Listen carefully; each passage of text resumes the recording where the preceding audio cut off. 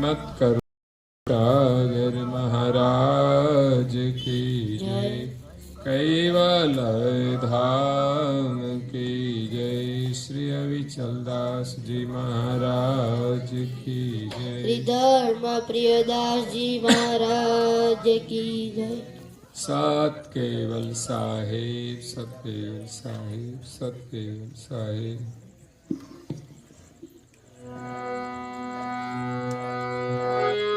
चलो संत सजन प्रकम प्रभुनि करो।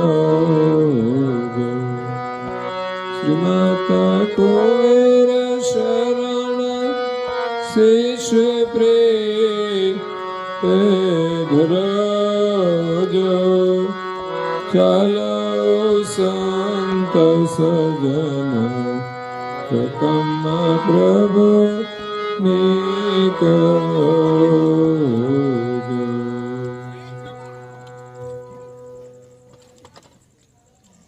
प्रिय भक्तजनों, ज्ञान संप्रदायના અધ્યસ્થાપક અનંત બ્રહ્માંડાધીશ વિશ્વનિયંતા सकर्ता सत कैवलना परम विशेष अंश अनंत अंशोना तारणहार परम मोक्षना दाता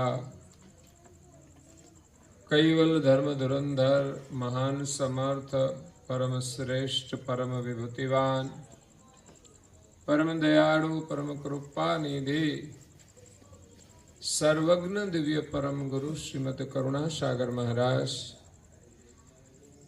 આ વિશ્વની અંદર જગતના જીવ માત્રનું કલ્યાણ કરવા માટે જગતના જીવોને જગત કર્તાની ઓળખાણ કરાવવા માટે જગતના જીવોને જન્મ મરણના ત્રાસમાંથી મુક્ત કરવા માટે અકળ વિભૂતિનો અતિ દિવ્ય દેહ ધારણ કરી આ બ્રહ્માંડની અંદર 14 લોક અને 7 દ્વીપમાં પ્રગટ થયા। परम गुरु श्रीमद करुणा सागर महाराज आ विश्वनी अंदर गुरु रूपे प्रगट थया छे, जे आपणने सर्जनहारनी ओळखाण करावे छे। परम गुरुना न्याये आ विश्वना सर्जनहार एक छे एवुं प्रमाणित करी अने जगतना जीवोने એ સર્જનહારની પ્રાપ્તિ કરવાનો ઉપદેશ આપે છે। આમ તો શાસ્ત્રોમાં કહ્યું છે કે ગુરુ ગોવિંદ દોનો ખડે કિસકો લાગુ પાય, બલિહારી ગુરુદેવ કી જેને ગોવિંદ દિયો બતાય।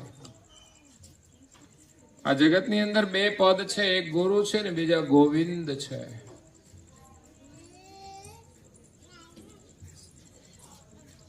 એક ગુરુ છે અને બીજા હરિ છે। તો ગુરુ અને હરિ એમાં શું ફરક છે? હરિ એ વિશ્વના સર્જનહાર છે, જેના શુદ્ધ સંકલ્પથી આ જગતનું સર્જન થયું છે। જગતનું સર્જન કેવી રીતે થયું છે એમનું જ્ઞાન દિવ્ય પરમ ગુરુ કરુણા સાગર મહારાજ પોતાના સ્વ અનુભવ દ્વારા જણાવે છે। તો એવા સર્જનહાર વિશ્વથી ન્યારા રહેલા છે। પરમ ગુરુના સિદ્ધાંત પ્રમાણે સર્જનહાર ક્યારેય આ વિશ્વમાં અવતાર લઈને આવતા નથી। એ ક્યારે દેહ ધારણ કરતા નથી, એ ક્યારે જન્મ લેતા નથી। એ સૃષ્ટિના ક્રમથી ન્યારા રહેલા છે અને એટલે તો જગત એને જાણતું નથી। એની ઓળખાણ કરાવવા માટે સર્જનહાર જેને પરમ ગુરુ કરુણા સાગર મહારાજ કૈવલથી સંબોધન કરે છે, એ કૈવલના પરમાંશ એમના સાનિધ્યમાં નિવાસ કરે છે, એમની હજુરમાંથી એમને આજ્ઞા આપી અને વિશ્વમાં મોકલે છે કે જગતના જીવો મને જાણતા નથી, તો સત્ય જ્ઞાન આપી અને મારી ઓળખાણ કરાવો. એ પ્રમાણે સર્જનહારના હુકમથી, એમના સાનિધ્યમાંથી સર્જનહારના પરમ વિશેષ અંશ પરમ ગુરુ શ્રીમદ કરુણાસાગર મહારાજ આ વિશ્વની અંદર આવ્યા અને સૌ પ્રથમ બ્રહ્માંડની અંદર રહેલા દેવલોકોમાં ઉપદેશ આપી અને ત્યાર પછી પૃથ્વી ઉપર 7 દ્વીપોમાં પ્રગટ થઈ અને સર્જનહારની સાચી ઓળખાણ કરાવી છે. ગુરુ એને જ કહેવાય કે જે આપણને ન્યાયપૂર્વક સર્જનહારની ઓળખાણ કરાવે અને પોતાની ગતિ દ્વારા એની પ્રાપ્તિ કરાવે. તો દિવ્ય પરમ ગુરુ આ વિશ્વની અંદર સર્જનહારનું જ્ઞાન લઈને આવ્યા છે. ગુરુ એ જ આપણને સર્જનહારની પ્રાપ્તિ કરાવે છે. અને સર્જનહારને પામવા હોય કે સર્જનહારનું ભજન કરવું હોય તો ગુરુના શરણે જવાની આવશ્યકતા છે. કારણ કે ગુરુ બિના જ્ઞાન ઉપજે નહીં, ગુરુ બિના મિટે નહીં ભેદ, ગુરુ બિન સંશય નહીં ટળે, મરને વાંચે ચારે વેદ. 4 વેદનું અધ્યયન કરી લે, શાસ્ત્રોનું અધ્યયન કરી લે, છતાં પણ જ્યાં સુધી પ્રગટ ગુરુ ન મળે ત્યાં સુધી એમના સંશયોનું નિવારણ થતું નથી, એમને અનુભવનું જ્ઞાન મળતું નથી. ગ્રંથોનું અધ્યયન કરવાથી એને જ્ઞાનની જાણકારી થાય છે, પરંતુ અનુભવ કરવા માટે તો સમર્થ ગુરુના શરણે જવાની આવશ્યકતા છે. જો ગુરુની જરૂર ના હોત તો આજે શાળાઓની પણ, શિક્ષકોની પણ જરૂર ના પડત. પુસ્તકો છે ને, વાંચી લે તો શું વાંધો, પણ બધું સમજાતું નથી. જેમણે અધ્યયન કર્યો હોય, અભ્યાસ કર્યો હોય, જેની સમજણ વિકસિત થઈ હોય, એવા શિક્ષકો જ નાના બાળકોને ભણાવી શકે છે, એને જ્ઞાન આપી શકે છે. એ જ ન્યાય ધર્મ માર્ગમાં છે કે ધર્મનું જ્ઞાન મેળવવું હોય તો પણ ગુરુના શરણમાં જવાની જરૂર છે. હા, ગ્રંથોનું અધ્યયન અવશ્ય કરવું જોઈએ, એનું પણ મહત્વ છે, પરંતુ સાથે સાથે કથા સત્સંગ શ્રવણ કરી અને કોઈ એક યોગ્ય વ્યક્તિને આપણે ગુરુ તરીકે વર્તમાનમાં સ્વીકારવા જોઈએ. હા, આ જગતની અંદર મહાન પુરુષો થયા છે, એ પોતાની ગતિએ ગુરુ રૂપે બિરાજેલા છે, એની જ પરંપરાઓ ચાલે છે અને એના જ્ઞાન અને સિદ્ધાંત પ્રમાણે આપણને એ ગતિ મળે છે. હા, થોડો દરેકની ગતિમાં ભેદ છે, એટલે અહીંયા આપણે ધર્મની અંદર ભેદ રહ્યા છે, પણ કરુણાસાગરના જ્ઞાન અનુસાર જો વિચાર કરીએ તો કોઈ ભેદ રહેશે નહીં. કારણ કે એમના જ્ઞાનની અંદર કોઈ અલગ અલગ સર્જનહારની સ્થાપના નથી. એટલે ગુરુ વગર આપણો સંશય ટળતો નથી. પહેલા તો આપણે નિર્ણય કરવાનો હોય કે આપણા માલિક કોણ છે.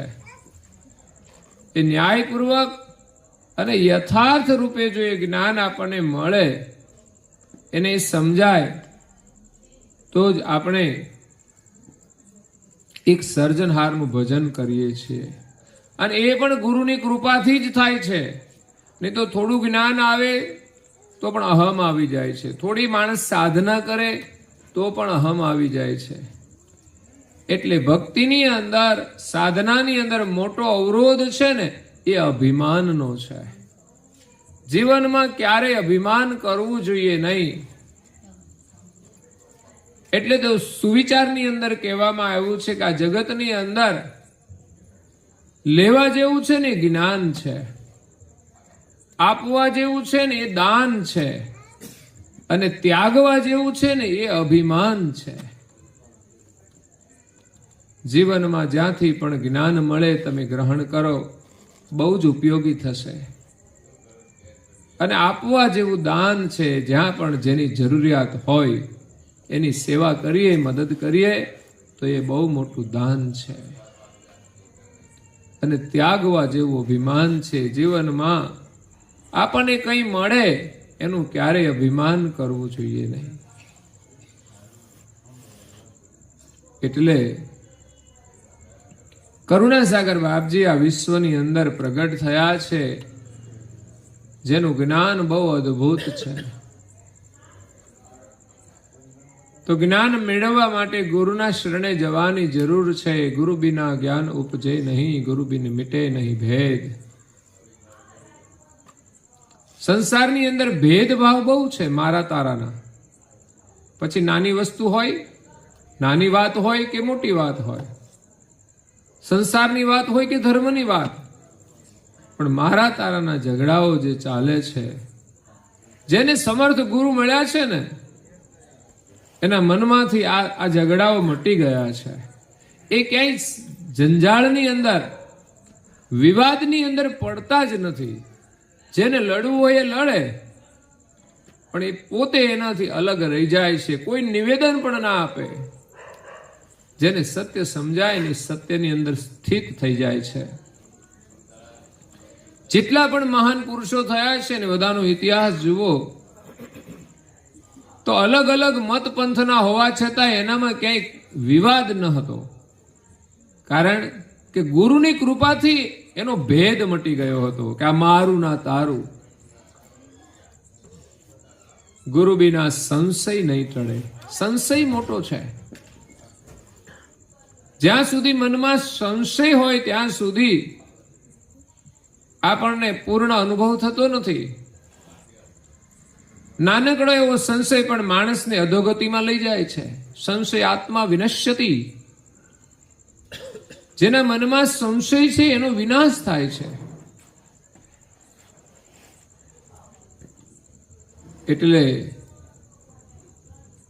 જ્યાં સુધી એક સર્જનહારનો નિર્ણય ન થાય,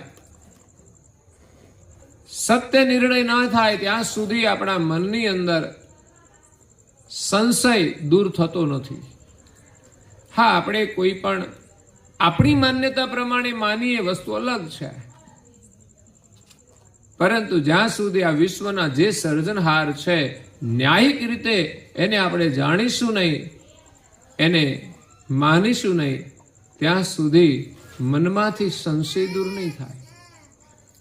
આપણે એક સ્કૂલમાં એડમિશન લીધું છે, તેનો અભ્યાસ થઈ જશે, પરંતુ એનાથી આપણે પૂર્ણતા પ્રાપ્ત નથી થતી. પછી આગળ આપણે ભણવું પડશે. એમ કરતા કરતા આપણે છેડા સુધી પહોંચવાનું છે. આપણે કોઈ સીમિત અભ્યાસને છેડો નથી માની લેવાનો. આ જગતનું સર્જન કોણે કર્યું છે અને કેવી રીતે કર્યું છે એનો જ્યારે અનુભવ થઈ જાય ત્યારે આપણા સંશયોનું સમાધાન થશે. અગર તો એનો અનુભવ જેમની પાસે છે એમનું આપણને જ્ઞાન મળી જાય ત્યારે આપણા સંશયનું સમાધાન થશે. તો આથી ગુરુની વાત. ગુરુ ગોવિંદ દોનો ખડે. એક બાજુ ગુરુ ઉભા હોય, બીજી બાજુ ગોવિંદ એટલે સર્જનહાર હરિ ઉભા હોય, તો કિસકો લાગુ પાય? તો કોને પ્રણામ કરીએ આપણે? આમ ગણીએ તો સર્જનહાર મોટા છે અને ગુરુ છે એ એમના અંશ જ છે, એ એનું જ્ઞાન આપે છે. પરંતુ આ જગતને વિશે જો મહિમા હોય ને તો ગુરુનો છે. કારણ કે ગુરુ થકી જ આપણને હરિ મળે છે. કદાચ આપણે સીધા હરિને ભજીએ ને તો આપણે એને પામી ન શકીએ.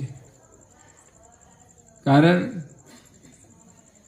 કે સીધી ભગવાનની ભક્તિ કરીએ ને ગુરુ ના હોય ને તો અભિમાન આવ્યા વિના તો રહેતું જ નથી. અને બીજા નંબરમાં આપણી પાસે એનો અનુભવ નથી એટલે પહોંચી શકવાના નથી. એટલે આ જગતને વિશે જો મહિમા રહ્યો હોય તો હરિ કરતા પણ ગુરુ વિશેષ માનવામાં આવે છે.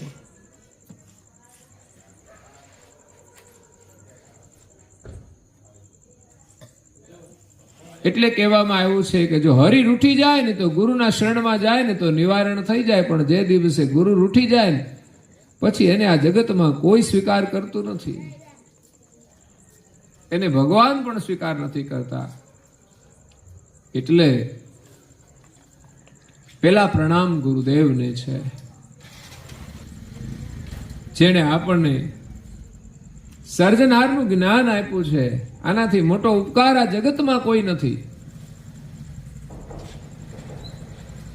જેણે આપણને સર્જનહારની સત્ય ઓળખાણ કરાવી છે કે આપણા માલિક કોણ છે. એક ભૂલું પડેલું બાળક હોય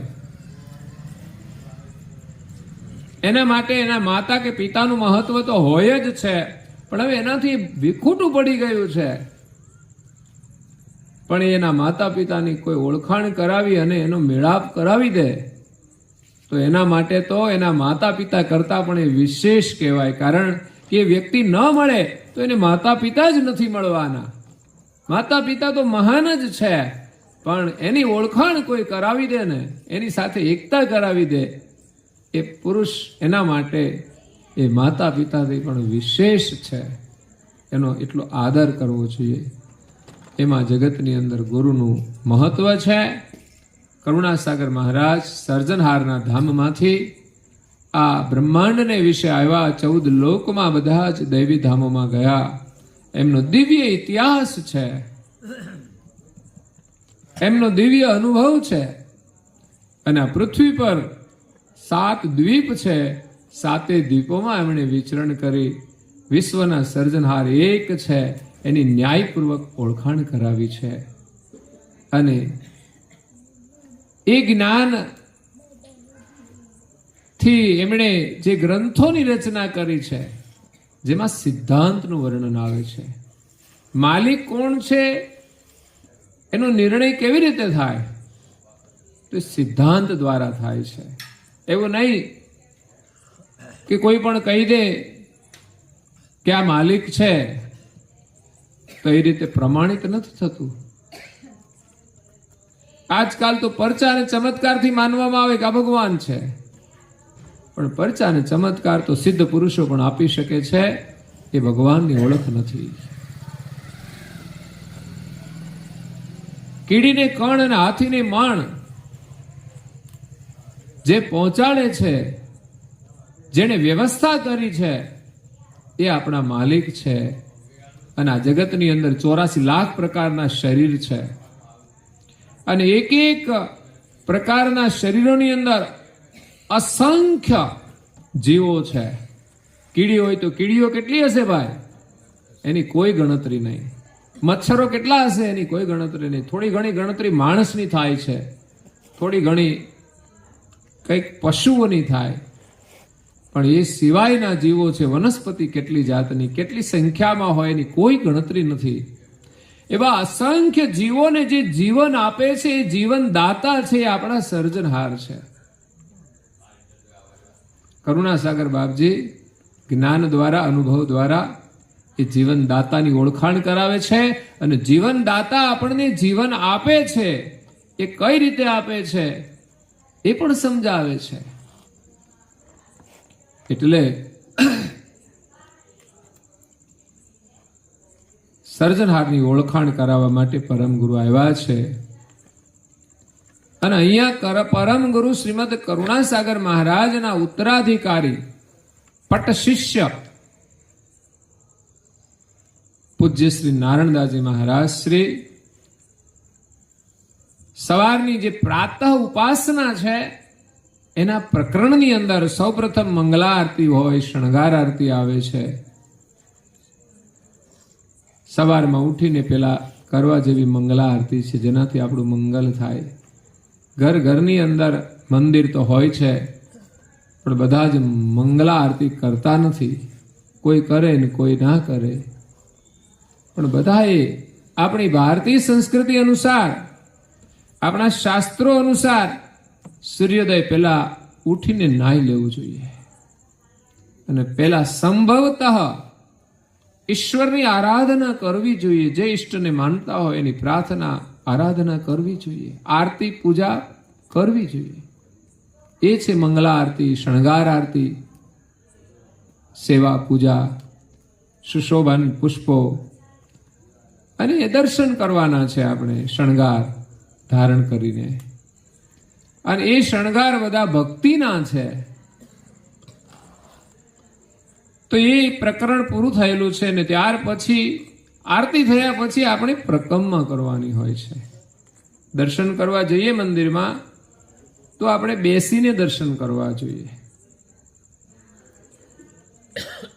ઘણા લોકો તો જતા હોય મંદિરમાં ઊભા ઊભા પગે લાગી લેવાનું, ઊભા ઊભા એકાદો આંટો મારી લેવાનો. કારણ કે આજે પ્રકમમાં ઓછા લોકો કરે છે અને આંટા વધારે મારે છે. કેમ?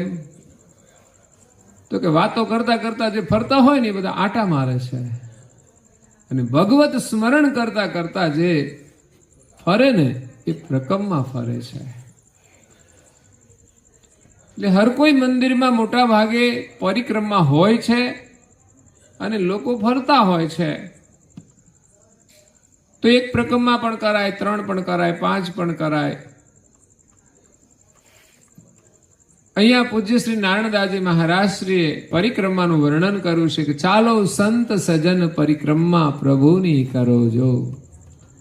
આ વિશ્વની અંદર સર્જનહારનું જ્ઞાન લઈને પરમ ગુરુ પ્રગટ થયા છે,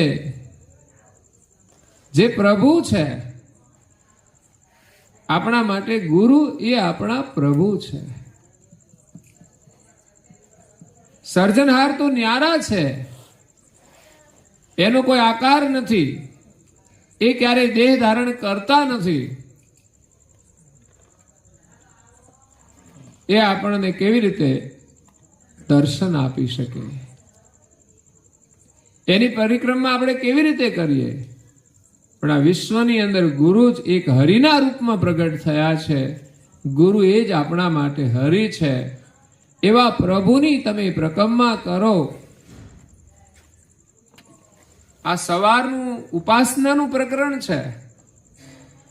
જીવનમાં ઉપાસનાનું અદ્ભુત મહત્વ છે. જો કે આપણે ત્યાં વધારે પ્રાર્થના બોલાય છે. પ્રાર્થના શબ્દ, પ્રાર્થના એ અદ્ભુત શબ્દ છે. ખરેખર સાચા અર્થમાં પ્રાર્થના થાય તો આપણું કલ્યાણ થઈ જાય. મોટા ભાગના લોકો છે ને પાઠ કરે છે, પ્રાર્થના તો કોઈ ભાગશાળી હોય ને તો જ થાય. જેનું હૃદય પરમાત્માને પામવા માટે બાવરું બની જાય, પાગલ થઈ જાય, એના હૃદયમાંથી પ્રાર્થના નીકળે છે. અહીંયા નારાયણદાસજી મહારાજના હૃદયમાંથી નીકળેલી જે પ્રાર્થના છે એને શબ્દશ અહીંયા અંકિત કરી છે. તો એ શબ્દના માધ્યમથી આપણે પ્રાર્થના કરીએ. પ્રાર્થનાનું આ બીજું સ્વરૂપ છે. એક તો સાચા હૃદયથી જે નીકળે ઉદ્ગાર એ પ્રાર્થના છે. હવે એ કોને કહેવાય કે આ પ્રાર્થના છે? જ્યારે જ્યારે સાંસારિક જીવનમાં પણ દુઃખ આવે ને ત્યારે આપણા હૃદયમાંથી પોકાર નીકળતો હોય છે કે હે ભગવાન આમાંથી અમને બચાવો. એ પ્રાર્થનાનો અનુભવ છે.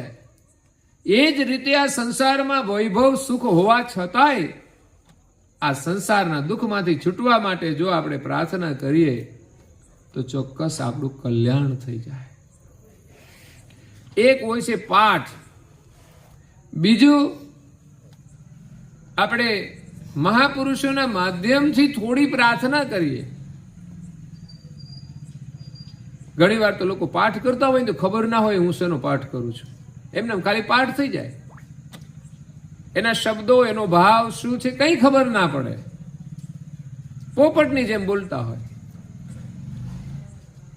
પછી વચ્ચે એક પાટા ઉપરથી બીજા પાટા ઉપર ચડી જાય તો ખબર ના પડે. તો એ આપણી સુષુપ્તિ અવસ્થા વર્તતી હોય છે, સ્વપ્નાવસ્થા વર્તતી હોય છે. સ્વપ્નમાં મતલબ વિચાર બીજા આવતા હોય ને, એટલે આપણે પાઠ કરતા હોઈએ ને એ પાઠ ચાલ્યા કરે, બોલો કંઠસ્થ થઈ ગયો હોય ને એટલે, પણ એની સાથે આપણી ભાવનાનું જોડાણ ના હોય તો એ પ્રાર્થના નથી બની શકતી. તો એક તો આપણે ભાવ વગરની પણ પ્રાર્થના કરતા હોઈએ, બીજી થોડી ભાવ સાથે પ્રાર્થના થાય છે. શબ્દોના અર્થને સમજી અને આપણે પાઠ કરીએ તો એ ભાવપૂર્વકની પ્રાર્થના છે. અને ત્રીજી પ્રાર્થના હૃદયના પોકારથી થાય, જેમાં દુનિયાના કોઈ શબ્દો ના લેવા પડે. એક બાળક માતાના વિયોગમાં રડતું હોય ને, એના માટે કોઈ શબ્દ ના હોય, માત્ર પોકાર જ હોય છે. અને માતાના વિયોગમાં એટલું બધું વ્યાકુળ થઈ જાય ને કે શ્વાસ ભરીને રડવા માંડે છે. પછી માતા જ્યારે એને લઈ લે ને ત્યારે જ શાંત થાય છે. તો આ એક પ્રાર્થનાની સ્થિતિ છે. આપણા જીવનમાં પ્રાર્થનાનું મહત્વ છે. આપણા ઋષિમુનિએ આપણે 2 સમય ફરજિયાત, આમ તો 3 સમય કરવાનું છે, પણ 2 સમય રહ્યું છે આપણા જીવનમાં. એક સવારે સંધ્યાકાળે અને એક સાંજની સંધ્યાકાળે આપણે અવશ્ય આપણા ઈષ્ટદેવનું સ્મરણ અને પ્રાર્થના, ઉપાસના કરવી જોઈએ. ઉપાસના એ આપણા માટે અમૃત છે. જે રસનું પાન કરવાથી આપણને અમર છીએ એવો અનુભવ થશે. નહીતર તો આપણે કેવો અનુભવ કરીએ છીએ, આપણે જાગ્યા ને આપણે ઊંઘ્યા, આપણે માંદા પડ્યા ને આપણે જન્મ્યા ને આપણે પાછા મરી જવાના. પણ મરનાર આપણે નથી. જો ઉપાસનાનું અમૃત પીશું ને તો ધીમે ધીમે શાશ્વતતાનો અનુભવ થશે અને આપણે અજર અમર છીએ એવી અનુભૂતિ જ્યારે થાય ને ત્યારે આ શરીર છોડવાનું થાય ને તો એ દુઃખ નહીં થાય.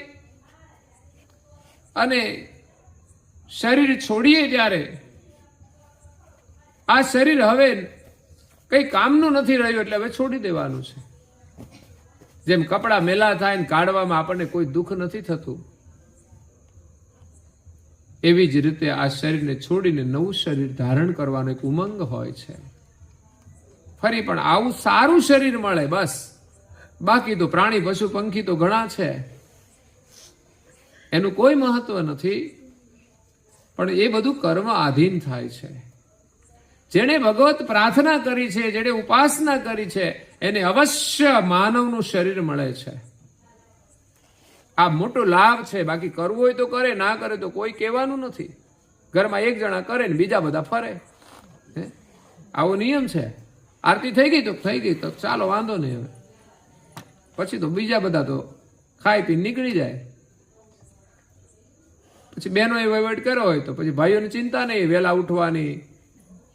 ઉઠે એટલે સીધા નાહી દો ને જમવાનું આપવું, ખાઈને ખંખેરી મૂકે. આવી આપણા પરિવારની હાલત છે, જેના કારણે દિન પ્રતિદિન આપણી ભાવિ પેઢી ધર્મથી વિમુખ થતી જાય છે. નહીં તો ઘરમાં કોઈને પણ વ્યસન ના રહે. અને નિયમિત દરેક સભ્યોએ પ્રાર્થના કરવી જોઈએ. આજે તમે પૂછો ને, કોઈને આવડતી નથી હોતી. આ તો અમારે પુસ્તિકાના આધારે થોડી કરાવવી પડે, એ સિવાય તો આપણને આવડવું જોઈએ. બધું પુસ્તિકા આપીએ ને તોય લોકો શરમાય, નહીં મને નહીં ફાવે. તે તને શું ફાવે? બીડીઓ ફૂંકવાનું ફાવે? લે, એટલે આપણે ભણેલા છીએ, જોઈને જે વિધિ બોલવી હોય તેમાં શું તકલીફ પડે? તો કે મને નહીં ફાવે. તે વાતો કરતા ફાવે. લ્યો, એ બધું શીખી ગયા. એક માત્ર 2 મિનિટની આપણે જે વિધિ નથી શીખ્યા, અગર તો 5 મિનિટની પ્રાર્થના નથી શીખ્યા, જીવનનું મહત્વ શું?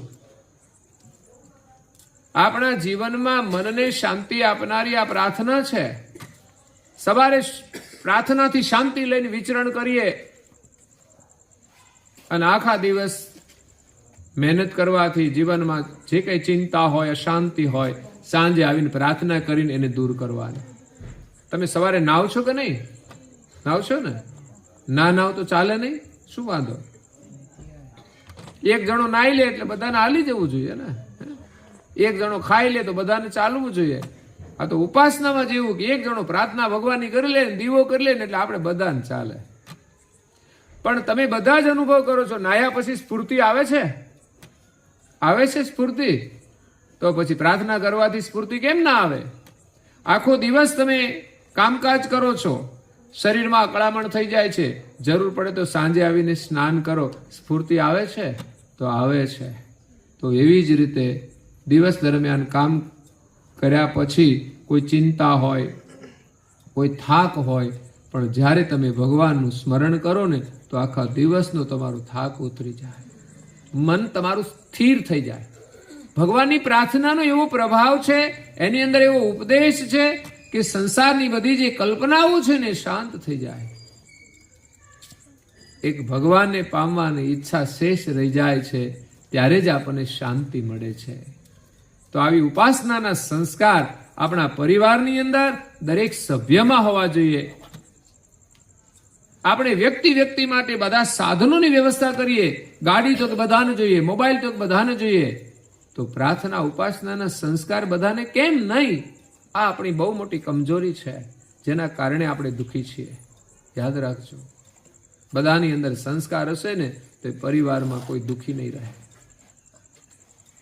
એટલે આ જે પ્રાર્થના છે એ ઉપાસના છે.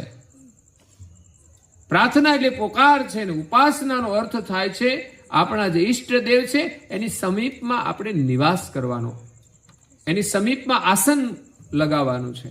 ઉપાસના. એક હોય છે સરપંચ અને બીજા હોય છે ઉપસરપંચ. સરપંચની નજીકનું સ્થાન એટલે ઉપસરપંચ. એમ ઈષ્ટદેવની નજીકનું સ્થાન એ આપણા માટે ઉપાસના છે. ઉપાસના કરવાથી એના સમીપમાં આપણને સ્થાન મળે છે.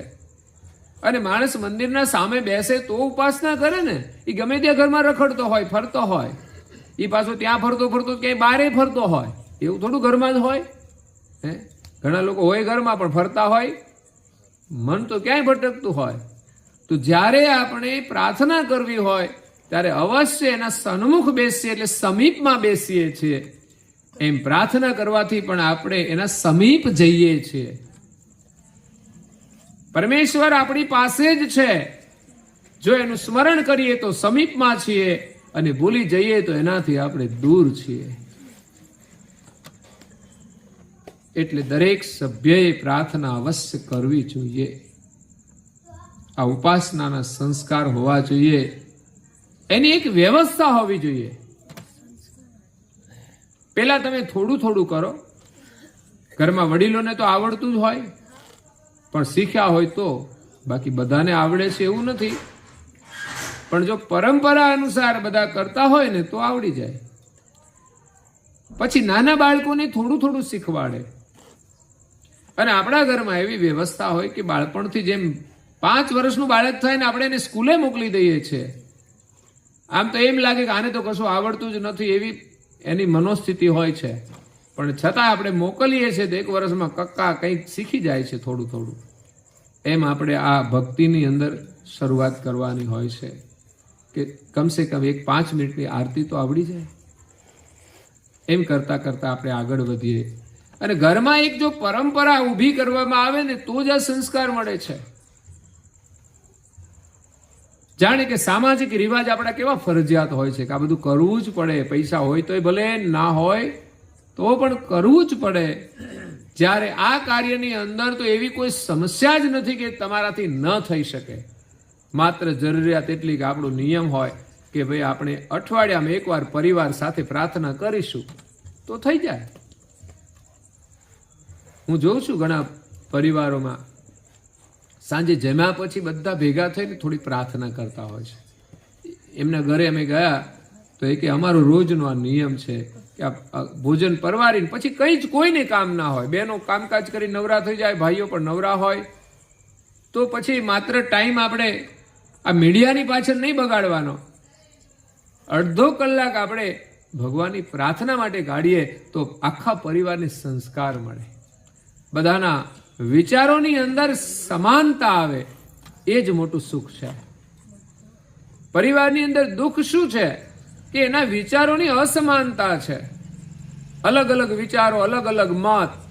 જ્યારે બધા જ લોકો પ્રાર્થના કરે ને ત્યારે એક મતની અંદર આવી જાય છે અને પછી નાના મોટાનો વિવેક પણ એમાં આવી જાય છે.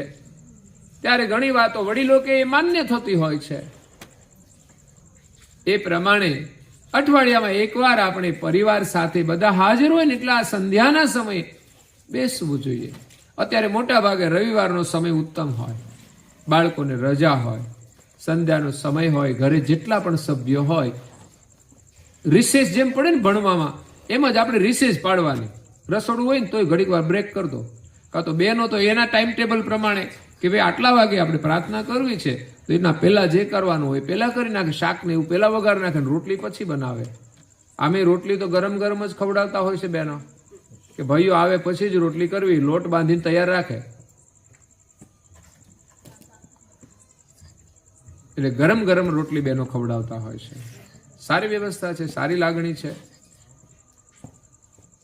તો એ રીતે બધા સાથે મળીને પ્રાર્થના કરે અઠવાડિયામાં એકવાર તો બધાને સંસ્કાર મળી જાય અને પછી વ્યક્તિગત રીતે રોજ કરતા થઈ જાય ધીમે ધીમે ધીમે, તો બહુ જ મોટો લાભ થાય છે. હવે વાત છે પરિક્રમાની. ઉપાસનાના પ્રકરણમાં એક પરિક્રમાનું અંગ આવે છે.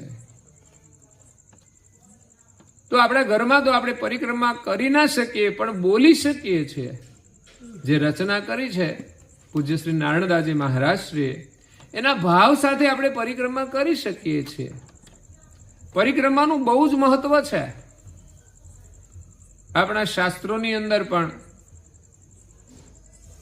પરિક્રમાનું મહત્વ સમજાયું છે અને આપણે ત્યાં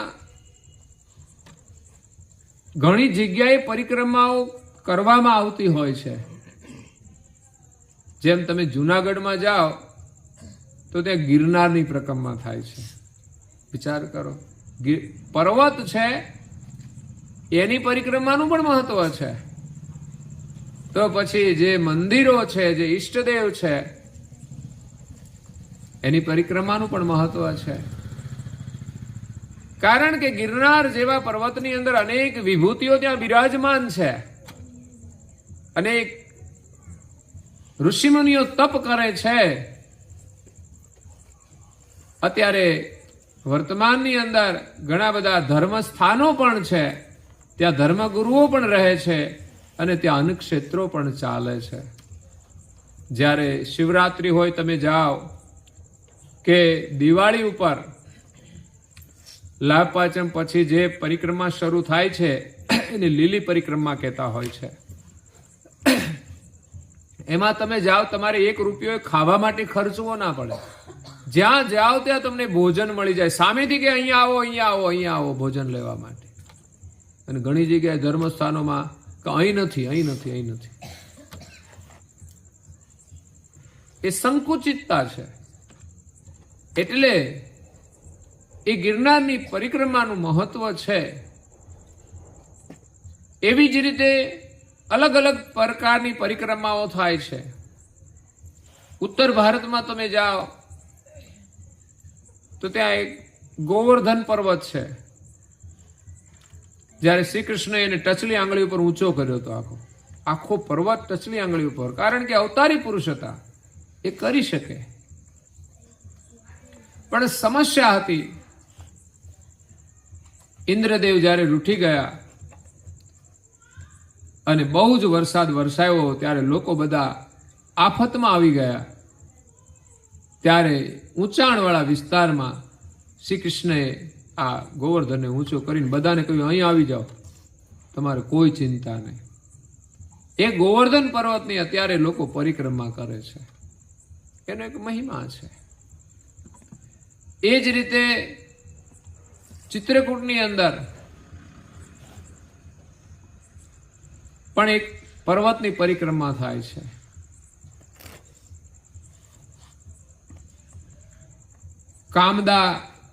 કામતાનાથ છે ત્યાં મંદિર, અને કામણગીરી પર્વત છે, એનો પણ એક મહિમા રહ્યો છે. એવી જ રીતે જીવનમાં પરિક્રમાનું મહત્વ છે. પ્રગટ આ તો એક પર્વતોની વાત કરી, એમ દેવસ્થાનોની અંદર પરિક્રમાનું મહત્વ છે. પણ વર્તમાનની અંદર આપણે સાંભળ્યું છે, એક કથા આવે છે કે શિવ અને પાર્વતીના સંતાન એટલે ગણપતિ અને કાર્તિક સ્વામી. આમ તો જન્મથી કાર્તિક સ્વામી મોટા હતા, પણ એમ કે બંનેની અંદર ભેદ હતો કે ગણપતિનું મહત્વ આપણે ત્યાં વધારે હતું. એટલે આપણે ત્યાં કોઈ ઉંમરની દ્રષ્ટિએ પણ મોટા કહેવાય અને કોઈ જ્ઞાનની દ્રષ્ટિએ પણ મોટા કહેવાય. તો બંને વચ્ચે પ્રશ્ન થયો કે મોટું કોણ? ત્યારે માતા પિતા પાસે બંને ગયા અને પ્રશ્ન પૂછ્યો. ત્યારે એમણે કહ્યું કે જે પૃથ્વીની પરિક્રમા કરીને પેલું આવી જાય એ મોટું. જો ત્યાં પરિક્રમાનું જ મહત્વ આવ્યું, આખી પૃથ્વીની પરિક્રમા. એટલે બંનેની પાસે વાહન હતા, પ્રતિકાત્મક વાહનો છે. એમાં કાર્તિક સ્વામી પાસે મયુર વાહન છે અને ગણપતિ પાસે ઉંદર વાહન છે. ઉંદરની ગતિ ધીમી છે અને મયુરની ગતિ તો તેજ છે થોડી. તો વાહનની દ્રષ્ટિએ જો ચાલે ને તો કાર્તિક સ્વામી વહેલા આવી જાય. એટલે કાર્તિક સ્વામીએ તો સવારી શરૂ જ કરી દીધી કે ચાલો ઝડપથી નીકળી જઈએ. કારણ કે દોડની જ્યારે હરીફાઈ હોય ને ત્યારે આપણે વિચાર કરીએ ને, એક જણ દોડવા માંડે ને તો આપણે તો રહી જ જઈએ ને, એટલે ત્યાં વિચાર ના કરાય. તો એ રીતે કાર્તિક સ્વામી વિચાર્યા વિના નીકળી જ ગયા કે મારે આખી પૃથ્વીની પરિક્રમા કરીને વહેલું આવવાનું છે. બીજી બાજુ ગણપતિ વિચારતા હતા કે ભાઈ આમે આપણું વજન વધારે, ચાલવામાં કંઈ જલ્દી પહોંચી ના વળાય અને ઉંદરની ગતિ પણ ધીમી છે. તો એણે જ્ઞાન દ્રષ્ટિએ વિચાર્યું કે માતા પિતાની પરિક્રમા કરીએ ને એટલે આખા પૃથ્વીની પરિક્રમા થઈ જાય. એને ટૂંકો રસ્તો શોધી કાઢ્યો. એટલે ઘણા લોકો લાંબા રસ્તે ચાલે છે, ઘણા લોકો ટૂંકા રસ્તે ચાલે છે. પણ જેને ટૂંકો રસ્તો મળી જાય ને એને બહુ ફરવા ના જવું પડે. તો ભક્તિનો માર્ગ પણ એવો છે. એમાંય આપણે રસ્તાઓ ઓળખવાના છે. ગુરુ છે ને આપણને ટૂંકો રસ્તો બતાવે, અને આ દુનિયામાં જે છે ને કર્મકાંડ એ આપણને ફરવા લઈ જાય થોડા, કે તમે આ કરો તો તમારું આમ થઈ જશે, આ કરો તો આમ થઈ જશે. એટલે આપણે બધું કર્યા કરીએ છીએ. તો અહીંયા ગણપતિએ ઊભા થઈ શિવ અને પાર્વતીને પ્રણામ કર્યા. આમ તો પગે લાગીએ ને તોય બહુ મોટા આશીર્વાદ મળી જાય, પણ આપણા ઘરમાં આશીર્વાદ હોય ને તોય આપણે લેતા નથી અને બહાર ચારે બાજુ દોડીએ છીએ. ભગવાનને કે ભગવાન અમારું કામ કરો, અમારું આમ થઈ જાય. એટલે તારા ઘરમાં માતા પિતા છે એના આશીર્વાદ તો પેલા લે. સીધું રિઝર્વેશન કરાવ્યા વિના આવી જાય થોડી સીટ મળે. આપણે ત્યાં રિઝર્વેશન છે, ઘરમાં જે વડીલ હોય એનો આદર ના કરીએ, એને પગે ના લાગીએ ને સીધા મંદિરે જઈએ, કશું મળે નહીં. એટલે ગણપતિજી શિવ અને પાર્વતીને પ્રણામ કરે છે અને પરિક્રમા કરે છે. 5 પરિક્રમા કરી પ્રણામ કરીને બેસી ગયા. ઘણા સમય પછી કાર્તિક સ્વામી તો આવે છે. આવ્યા પછી એમણે જોયું કે ગણપતિ તો અહીં જ બેઠા છે, આપણને સર્ટિફિકેટ તો મોટાનું મળી જશે. પણ જ્યારે પૂછવામાં આવ્યું ત્યારે કહ્યું કે તમારા બંનેની અંદર મોટા એ ગણપતિ છે.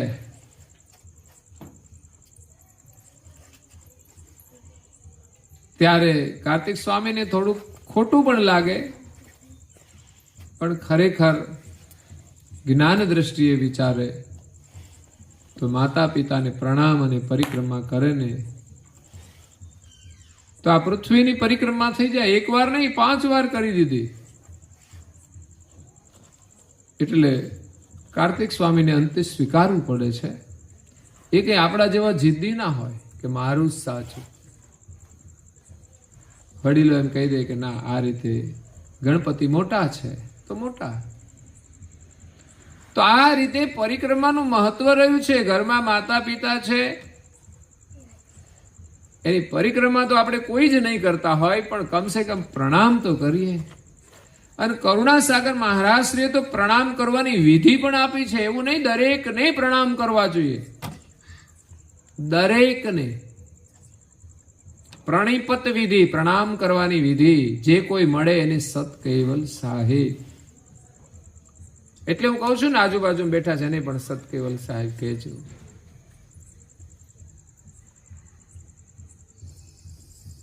પરંતુ ઘરની અંદર જે માતા પિતા હોય એ આપણા માટે વિશેષ હોય, તો એનો ચરણ સ્પર્શ કરીને આપણે 2 હાથ જોડીને સતકેવલ સાહેબ કરીએ તો આપણા માટે વિશેષ આશીર્વાદ છે.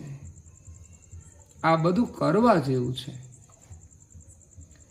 ધંધામાં ક્યાંક મજબૂરી હોય ને કોઈને આજીજી કરવી પડે ને તો આપણે કરીએ, એ તો ઠીક છે, કરીએ આપણું કામ કરવા માટે. પણ આપણા ઘરની અંદર બિરાજમાન દેવતાના રૂપમાં જે માતા પિતા છે ને, એને આપણે પ્રણામ કરવા જોઈએ. એમને પૂછીને આપણે કામ કરવું જોઈએ.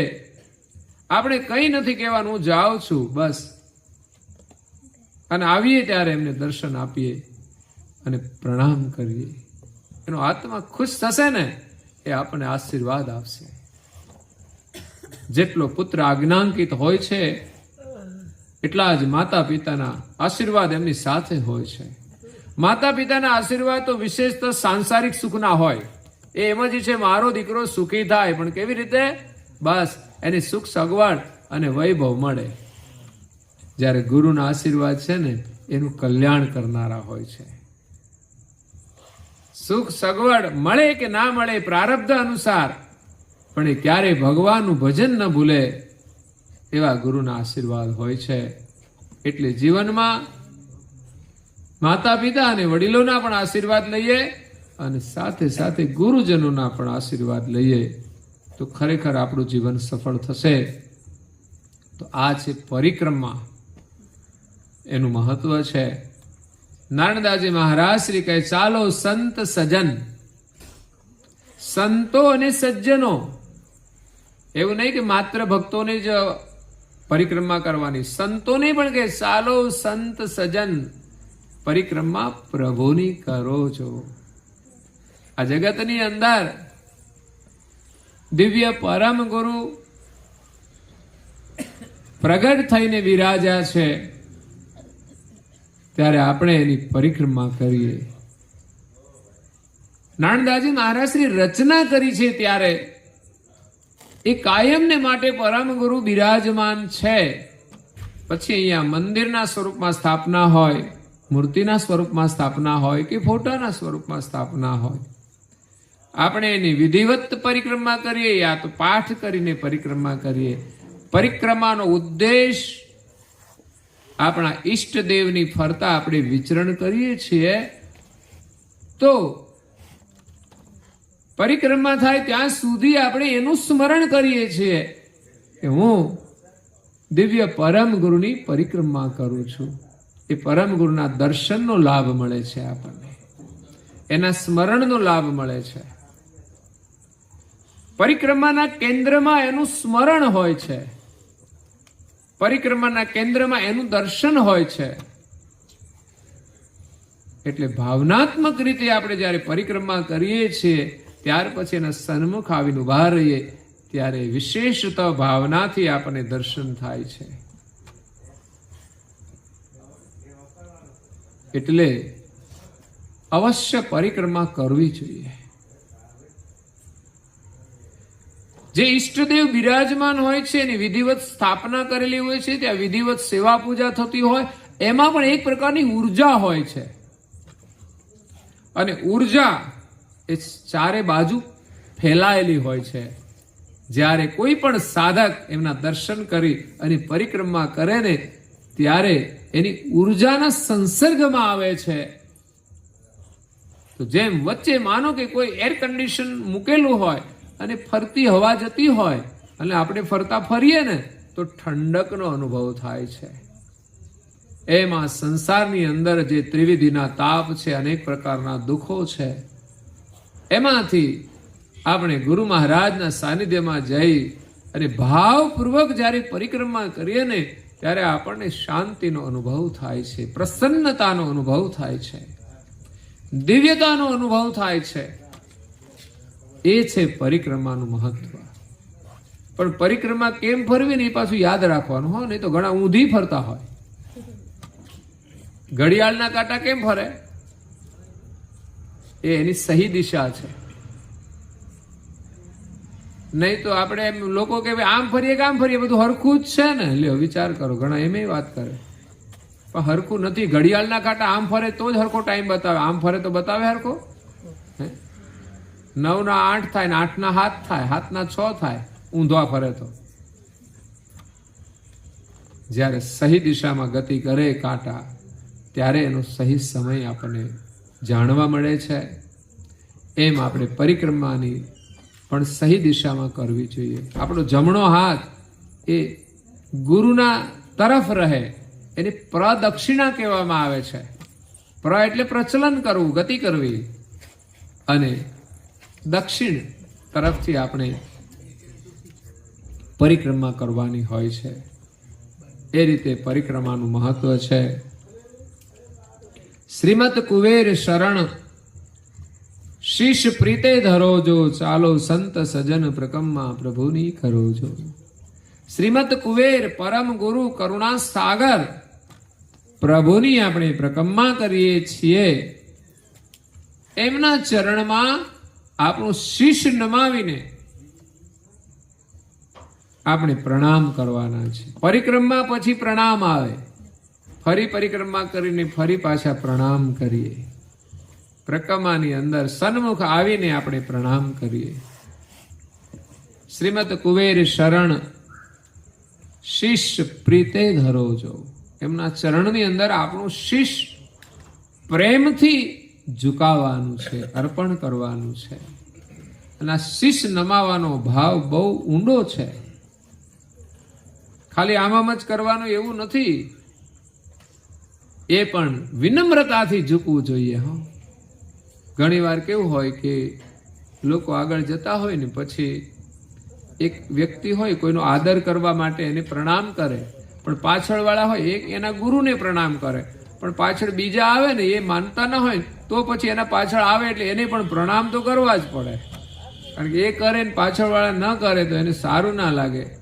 પરંતુ બંનેની ભાવનામાં ફરક પડી જાય છે.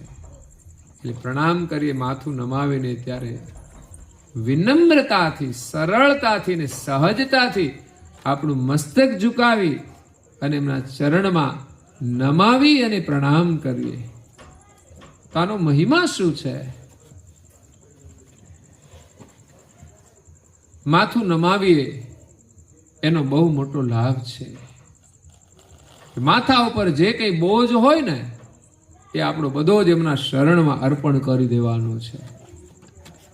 આપણે કંઈક લઈ જવું હોય ને વજન તો માથે લઈએ છીએ, અને આમે લોકો કે એના માથે બહુ મોટી જવાબદારી છે, તો આપણે આમે ચિંતા અને જવાબદારી બધી માથે લઈને જ ફરીએ છીએ. એટલે ભાર પણ એનો જ લાગે છે. પણ જ્યારે ગુરુ મહારાજના શરણમાં આપણું શીશ ઝૂકી જાય ને ત્યારે આપણી બધી જવાબદારી એના ચરણમાં જતી રહે અને આપણને વિશ્વાસ આવી જાય કે મારું જીવન તો છે ને એ જ ચલાવે છે.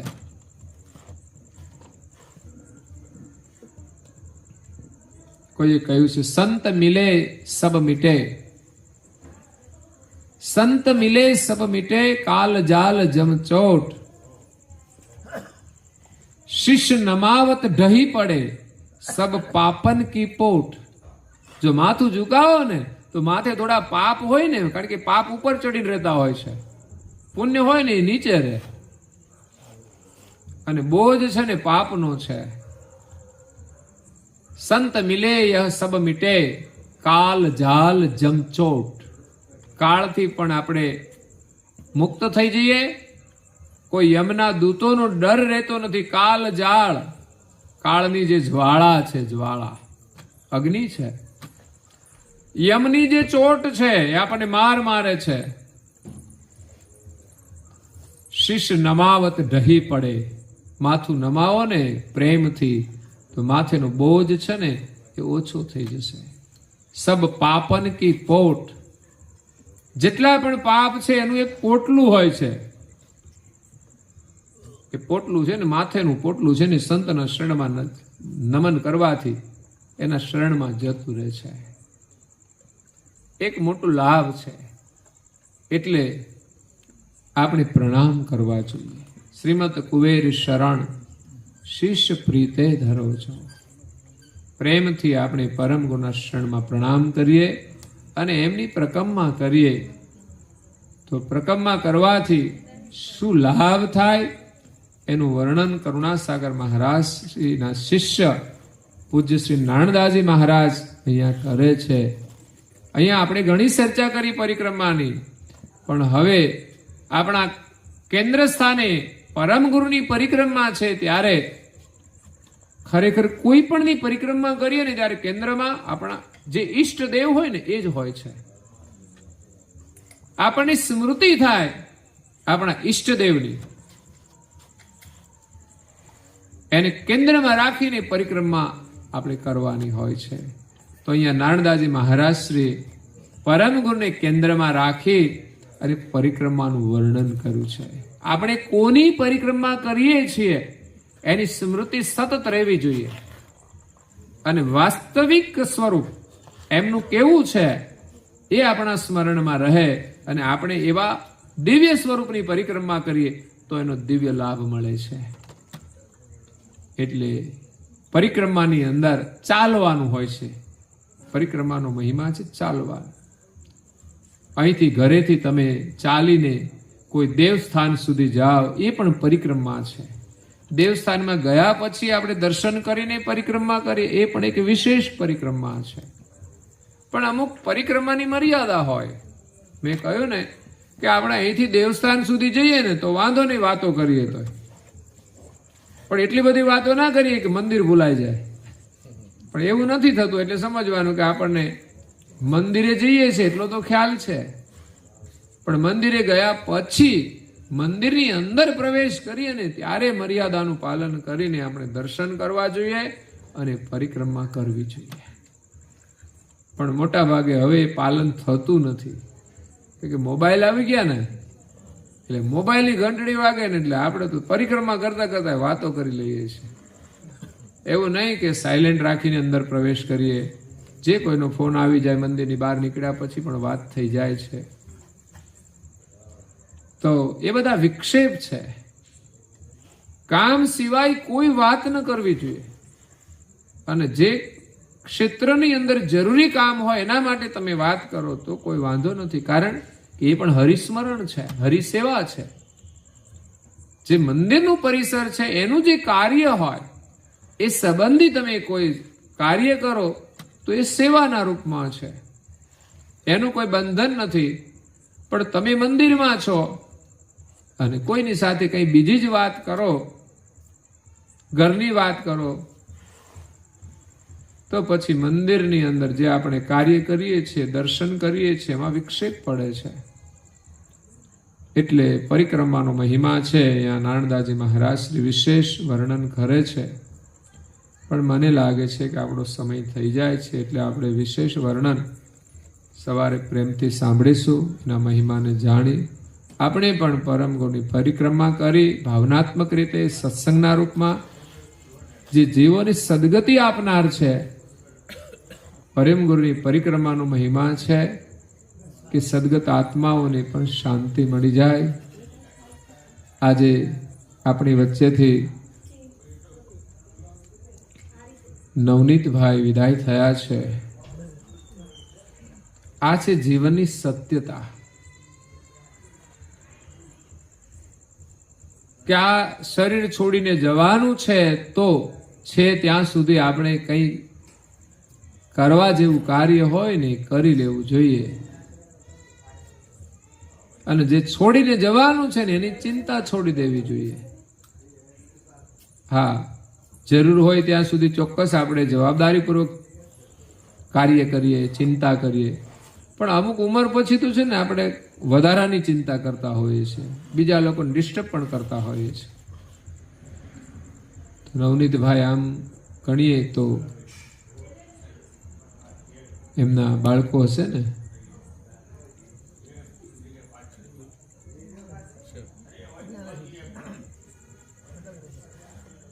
કુદરતી રીતે આકસ્મિક મૃત્યુ થવાથી એ શરીર છોડીને વિદાય થયા છે. નામ એનું નવનીત છે. સંત હૃદય નવનીત સમાના. નવનીત એટલે માખણ થાય છે, કોમળ હોય છે. આપણો સ્વભાવ પણ માખણ જેવો હોય તો કેવું સારું લાગે કે તો બધા ખાઈ જાય ને આપણને. કેમ માખણ જેવા રહીએ તો શું થાય? ખાઈ જાય લોકો. એટલે લોકો છે ને લાકડા જેવા રહેતા હોય છે. પણ જીવનમાં શબ્દમાંથી પણ આપણે બોધ લેવાનો છે. કોઈનું નામ હોય તો પણ એવા નવનીતભાઈ ભલે વિદાય થયા છે, પણ એની પાછળનું જે કાર્ય છે ને એ પણ એમનું કલ્યાણ કરશે, એમના આશીર્વાદ મળશે. એ કાર્ય ઉપરથી પણ આપણે એને ભાગશાળી માનીએ છીએ કે સદગત આત્માની પાછળ આવું સુંદર કાર્ય કર્યું છે. પરિવારને પણ ધન્યવાદ છે કે બધાને આજે એમના નિમિત્તે શ્રદ્ધાંજલિ રૂપે પણ ઉત્તમ સત્સંગનો લાભ મળ્યો છે, ઉત્તમ વિચારનો લાભ મળ્યો છે, ઉત્તમ વાણી સાંભળવાનો લાભ મળ્યો છે, જેનાથી આપણી આંખો, કાન, મુખ, આપણું હૃદય, બુદ્ધિ બધું શુદ્ધ થાય છે. ખરેખર ધન્યવાદ છે. જવાબદારી આવી છે ઈશ્વરભાઈ ઉપર, અને આમે બધું ઈશ્વર જ સંભાળે છે ને. મને તો બધાના શબ્દો છે ને નામ સાંભળું ને તો એ ગમે, પણ ઘણાના નામ સાંભળું છું ને ખબર નહીં પડતી કે આનું મારે હું અર્થઘટન કરવું. નવી પેઢીના નામનું અર્થઘટન હું નથી કરી શકતો, પણ જૂના નામ તો બધા બહુ ગમે છે. પણ નવા નામ આવશે ને તો આપણે રસ્તે જ નવા નામમાં બહુ આપણે અર્થ નહીં કરવા પડે. પણ જૂના લોકો છે ને ત્યાં સુધી આપણે પારાયણો કરવા છે, એમના કરવા છે ને પછી નવાને જે કરવું એ કરે. પણ નવાને આપણે સંસ્કાર તો આપવા છે. હો ભાઈ, આપણે સાથે મળીને. હમણાં જ બાળકોની શિબિર આવશે. અમારા અહીંથી બાળકો આવે છે ઉભરાણથી, મારા મંગલેશભાઈ ને બધાના છોકરાઓ. તો પરંપરા છે ને સંસ્કારની, એને તમારે જાળવવી હોય તો ચોક્કસ બાળકોને મોકલવા જોઈએ, અને આપણા ઘરમાં આ પરંપરા શરૂ કરવી જોઈએ. તો અવશ્ય બાળકોને શિબિરમાં પાછા મોકલજો. જે ઉંમરના હોય, જે કોઈ બાળકો આવી શકે છે. એવું નથી કે ભાઈ આપણે અનુયાયીઓ જ આવે. અમે તો છૂટ આપીએ છીએ. હા, સંખ્યાની મર્યાદા છે, એટલા પૂરા થઈ જાય તો પછી વધારે ના આવી શકે. એટલે બાળકોને સંસ્કાર આપવાનું છે ને બહુ મહાન કાર્ય છે, મોટું કાર્ય છે. એમાં આપણે બધાએ સહભાગી બનવું જોઈએ, પ્રયાસ કરવો જોઈએ, આપણા બાળકોને સમજાવવા જોઈએ. જો એને ભણાવવા માટે દૂર દૂર સ્કૂલોમાં મોકલતા હોઈએ તો સંસ્કાર માટે 2-3 દિવસ માટે આપણે નજીકમાં પણ ન મોકલી શકીએ, અને ન કરી શકીએ કામ તો સમજવાનું કે આપણે આપણા બાળકોને આગળ નહીં લઈ જઈ શકીએ. ભલે એને સંપત્તિ મળી જાય, એનાથી કંઈ એની પ્રગતિ નથી, પણ બાળક મોટા થયા પછી તમારો આદર કરે, તમારું સન્માન કરે, તમારી સેવા કરે ને તો સમજવાનું કે તમે બાળકોને સારા સંસ્કાર આપ્યા છે. તો આપણે ઈચ્છીએ છીએ કે આપણા સૌના બાળકો સંસ્કાર સંપન્ન બને. એના માટે તમે પણ જાગૃત બનો, અને અમારી જે પ્રવૃત્તિઓ એમાં પણ તમે સહયોગ આપો, અને પ્રેમથી બાળકોને મોકલો. અને ઘરે આવ્યા પછી પણ એ પ્રવૃત્તિને તમે ફોલો કરશો તો ચોક્કસ તમારા બાળકો સંસ્કાર સંપન્ન બનશે. આ સાથે આજની કથાને અહીંયા વિરામ આપીએ છીએ. અસ્તુ સત કેવલ જય. જય.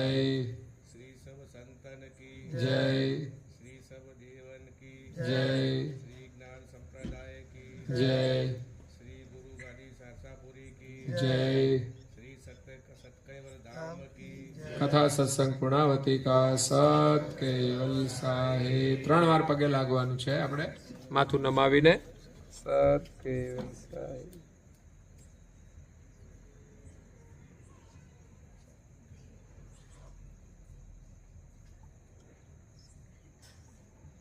કેવલ હંસો સત કેવલ સાહેબ આજુબાજુ પણ સૌને કહેજો સત કેવલ સાહેબ સત કેવલ સાહેબ આવો મોકો ક્યારે મળે છે બોલવાનો આજે યોગ થઈ ગયો પછી પાછું ક્યારે બોલો ખબર નહીં ચાલો 5 મિનિટ ધૂન બોલીએ અહીંયા પ્રસાદ ધરાવી અને આપણે વેચીએ ત્યાં સુધી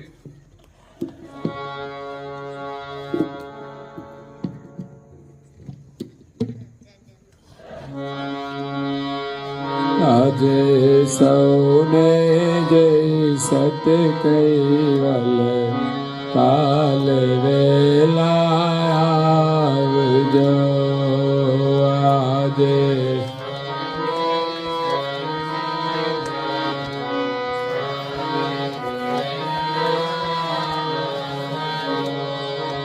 અમૃત સરીખા હરે રસ પીવા બીજાને સંગ લાવજો અમૃત સરીખા